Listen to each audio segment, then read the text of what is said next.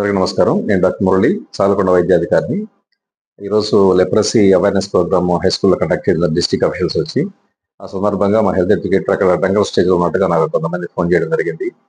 ఈ విషయం మీద పలుమార్లు నా దృష్టికి వచ్చినప్పటికి కూడా నేను వాళ్ళకి నంబర్ ఆఫ్ టైమ్స్ వాళ్ళు వార్న్ చేయడం జరిగింది ప్రీవియస్‌గా. బట్ మార్పయితే కనిపించడం లేదు. ఈరోజు జరిగిన విషయం మాత్రం ఎక్స్‌ట్రీమ్‌గా వెళ్ళిపోయినట్టుగా నేను భావిస్తున్నాను. వందలాది మంది స్టూడెంట్స్ మధ్యలో ఈ విధంగా హెల్త్ ఎడ్యుకేటర్ తాగి పడిపోవడం అనేది ఇస్ నాట్ యాక్సెప్టబుల్. డెఫినెట్‌గా ఈ విషయాన్ని నేను డిస్ట్రిక్ట్ అఫీషియల్ తీసుకెళ్ళి యాక్షన్ తీసుకునే విధంగా ఇనిషియేట్ చేస్తాను.